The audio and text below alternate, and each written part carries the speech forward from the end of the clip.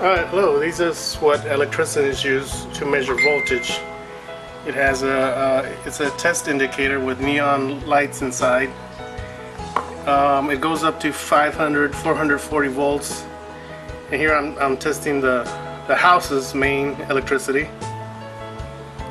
And see, it comes up to 120, which is normal household current.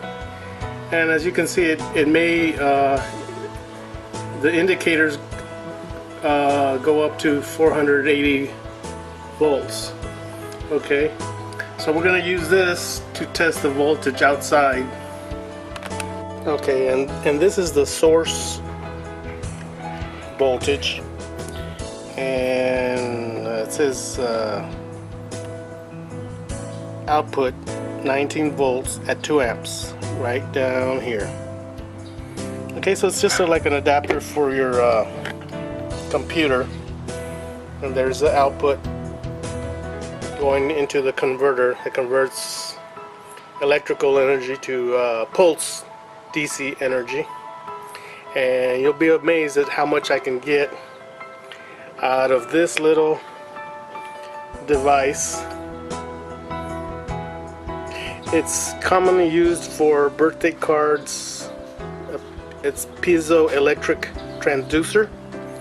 You run a voltage and it buzzes, and vice versa.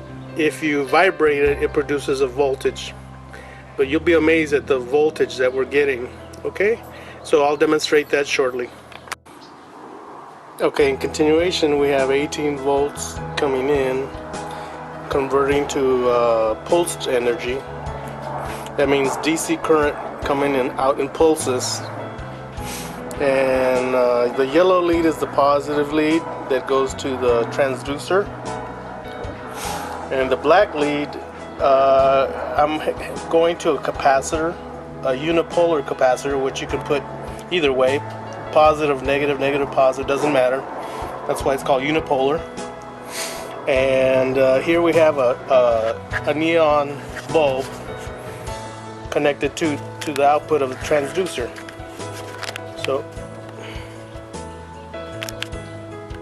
So we're going to find out, judging from the glow, you'll see how much voltage we're getting. Okay, we're going to tap it.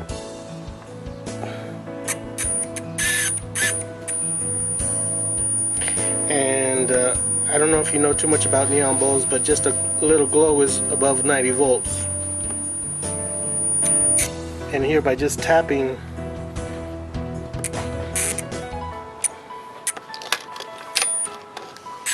you can hear it,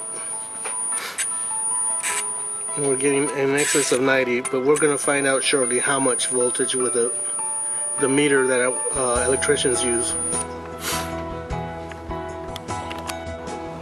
Okay, we're going to attach the meter that goes up to 480 volts, and so each neon bulb has a certain rating. It goes up to 480. It starts at 120, which is the normal house current, goes to 480. So we're going to find out once we attach it in place of the neon bulb. Okay, we've attached the meter, electrician's meter, to the output. Remember, we're using originally 18 volts. We're going to tap it, and you see it's off the scale. It goes in excess of 480 volts, way up there. So it's lighting all the neons, and possibly if there was another neon above 480 volts, it would probably light it up. I came to this by accident. I happened to touch the piezo while I was doing this, and boy, it woke me up. Okay, now that I got my hands unoccupied, we can show you clearly.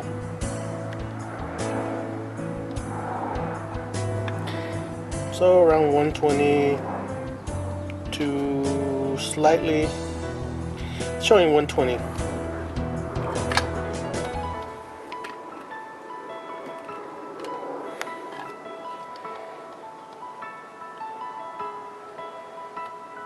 120 volts coming just out of the converter. But again, when we tap it with a transducer, that's when all the magic starts. Remember, energy is frequency, energy is movement, energy. Look up your formulas in Google, any type of energy formula, you'll find that it's associated with movement. Kinetic energy, E equals mc squared, c velocity, anything that has to do with velocity or movement, usually it's squared. So any little change in velocity increases your energy squared. So that's what we're doing. We're increasing the velocity of the electricity and providing huge amounts of voltage. Okay, you can see my meter. The black one goes to the green one, which in this case is doesn't matter positive or negative, but one of the leads, to the red one, the buzzer, and then the negative ground goes to the other lead of my meter, and the trigger is coming from the unit. Okay, so one end goes from the unit, one end goes here to the red one again, and the other one is the trigger with a capacitor, 100 volt capacitor. So when I tap this, you'll hear it first. You hear it, and this is what's going on over here in the meter. Okay, so you can see above 480 volts being created. 480 volts, 277, 240, and 120 is household current, and it goes off the scale with an electrician's meter. And yes, I found this by accident when I touched this. It's also like a capacitor. It stores energy. Once you unhook it, it still has a charge, and if you touch the white part with the metal part with your fingers, you'll get a shock even after the power is off. So be careful.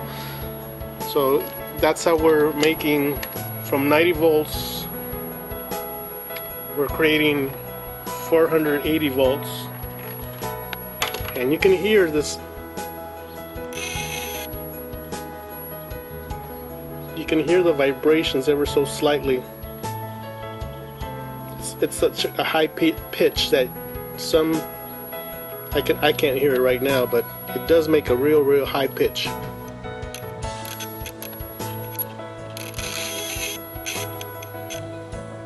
Okay, I'm going to show you something else with a one that's broken.